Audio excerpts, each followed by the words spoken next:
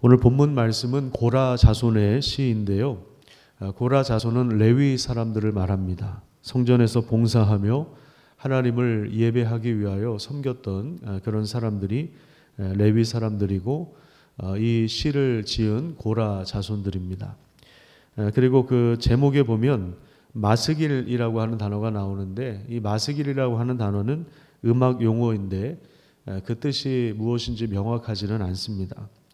오늘 본문의 상황을 보면요, 전에는 성의를 지키는 무리와 함께 동행해서 기쁨과 감사함으로 하나님을 예배했지만, 이제는 지금은 그럴 수 없는 상황 때문에 몹시 마음이 지쳐 있고 상해 있습니다. 아마도 역사적으로 볼 때 성전을 빼앗기고 또 나라를 빼앗기고 바벨론의 포로로 끌려와서 이방 땅에서 더 이상 이제 성전에서 하나님을 예배할 수 없는 그러한 상황이라고 하는 것을 우리에게 보여주고 있습니다. 그래서 옛날에 그 성전에서 무리들과 함께 하나님을 예배했던 것을 기억하면서 이 저자는 몹시 불안해하고 또 마음이 상하고 좌절하고 낙담해 있는 그러한 상황입니다. 인간은 무엇인가를 갈망하는 존재입니다. 무엇인가 항상 끊임없이 목말라 합니다. 어떤 경우에는 고향에 대한 그리움, 갈망이 생기기도 하고요. 또 부모에 대한 갈망이 생기기도 합니다. 어느 날 아무 이유 없이 부모님을 생각하면 눈물이 흐르기도 하죠. 또 지나간 삶과 어떤 전통과 기억들을 그리워하기도 하는데, 그 이유는 우리 인간이 무엇인가 이렇게 갈망하는 존재이기 때문에 그렇습니다. 많은 사람들이 돈이라든지 쾌락이라든지 이런 것으로 이제 만족을 누리면서 그 영적인 갈망도 잊으려고 하지만 그것은 미봉책에 불과합니다. 4절에 보면 시인의 마음이 몹시 상해 있다는 것을 보게 됩니다. 이 말은 이 상한다, 마음이 상한다, 이 말은 내 숨이 나를 토해낸다는 뜻으로 마음의 상태가 죽을 것처럼 절망스러움을 표현하는 아주 센 단어입니다. 또한 5절에 보면 불안이라는 단어가 나오죠. 또 9절에 보면 원수의 압제가 그를 고통스럽게 찌르고 있다는 사실을 보게 됩니다. 이것은 바벨론 포로 상황이라고 하는 어떤 시대적인 배경도 있지만, 사실 우리 인간이 처해 있는 환경이 욕망과 절망 속에 묶여 있기 때문에 불안과 공포와 두려움 속에서 살아가는 것입니다. 그래서 이런 인간의 마음 상태가 보여주는 것이 뭐냐면, 우리 인간이 원래는 하나님의 생명과 연결되어 있는 존재라는 것입니다. 그래서 시인이 이렇게 노래하죠. 1절과 2절을 다시 한번 보시면요, 하나님이여 사슴이 시냇물을 찾기에 갈급함 같이 내 영혼이 주를 찾기에 갈급하니이다. 내 영혼이 곧 살아계시는 하나님을 갈망하나니 내가 어느 때에 나가서 하나님의 얼굴을 배울까. 이렇게 하나님 앞에 고백하는 것입니다. 여기 이제 갈급하다, 갈망하다라고 하는 말은 헐떡인다는 말입니다. 마치 사슴이 물을 찾아 헤매다가 헐떡이면서 찾지 못하면 결국에는 헐떡헐떡 거리다가 죽는다고 하는데, 그런 것처럼 굉장히 이 사슴에게는 이 물을 찾는 것이 그 목숨과 직결되는 아주 뭐랄까요, 절박한 것입니다. 그냥 뭐 있으면 먹고 없으면 안 먹고 이게 아니라 아주 절박한 것입니다. 아주 절박한 거예요.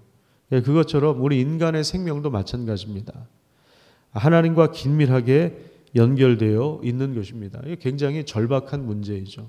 근데 하나님을 잃어버리니까 하나님 아닌 다른 것에 목마름을 느끼는 것입니다. 뭔가 영적 갈망이 있는데 이게 뭔지를 모르고 세상에서의 어떤 일시적인 쾌락에 만족하려고 하는 것입니다. 시인은 내적인 고통이 점점 이게 깊어지고 있는 상황 속에서 스스로에게 질문을 던집니다. 5절과 11절, 이 독특한 표현입니다. 성경에 이런 표현은 여기밖에 나와 있지 않습니다. 5절과 11절에 이렇게 동일하게 표현이 되어 있는데 이렇게 질문하고 있어요. 내 영혼아, 내가 어찌하여 낙심하며 어찌하여 내 속에서 불안해하는가? 너는 하나님께 소망을 두라. 우리가 이런 구절들은 직접 우리도 암송하면서 우리 자신에게 적용해도 좋겠습니다. 나를 객관화시키고 좀 나를 멀리 떨어져서 나에게, 그러니까 좀 멀리 떨어져서 나 자신을 객관화시키고 나에게 질문하고 나에게 권면하고 나에게 책망하는 내용이죠. 자신을 향한 꾸짖음은 하나님을 향해서는 기대와 신뢰와 소망을 두는 표현이기도 합니다.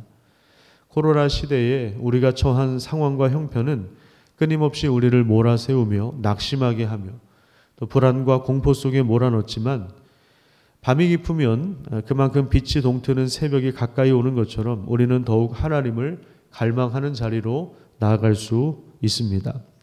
하나님의 부재 속에서 하나님의 임재를 경험하는 이 시인의 모습처럼 절망과 고통 속에서 소망과 회복의 길을 바라볼 수 있다면 그 이유는 믿음 때문입니다. 근데 이 믿음이라고 하는 것은 하나님을 향한 기억에서 시작됩니다. 오늘 본문 말씀을 다시 한번 보시면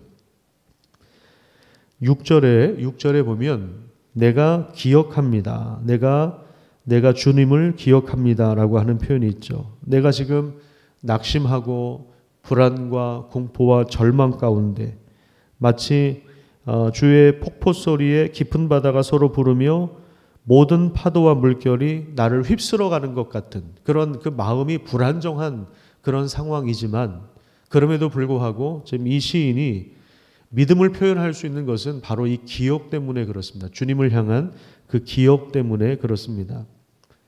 하나님이 우리에게 말씀을 주신 이유는 역사 속에서 하나님이 행하신 일을 기억하기 위함입니다. 불안한 상황 속에서도 우리 하나님의 말씀을 붙잡으면 우리가 하나님을 기억할 수 있다면 우리는 이 하나님이 부지한 것 같은 그런 상황 속에서 하나님의 임재를 경험하고 그 능력 안에 거할 수가 있는 것입니다. 우리가 그래서 늘 지켜야 할 것이 있는데 그것이 뭐냐면 우리 마음입니다.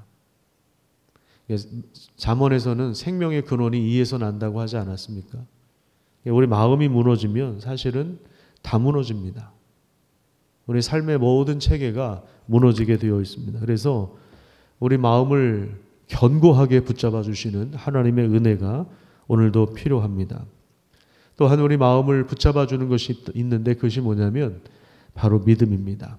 하나님을 향한 그 신뢰와 믿음, 오늘도 그 믿음 안에서 견고하게 서는 그런 귀한 은혜가 있기를 축복합니다. 기도하겠습니다.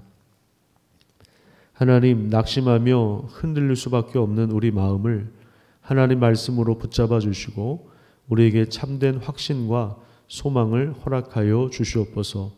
오늘 하루도 살아갈 때 하나님의 말씀을 통하여 하나님이 행하신 일들을 기억하게 하여 주시고 그것이 우리의 소망이 되게 하여 주시며 또 절망 가운데 참된 소망을 붙잡고 살아갈 수 있도록 인도하여 주시옵소서.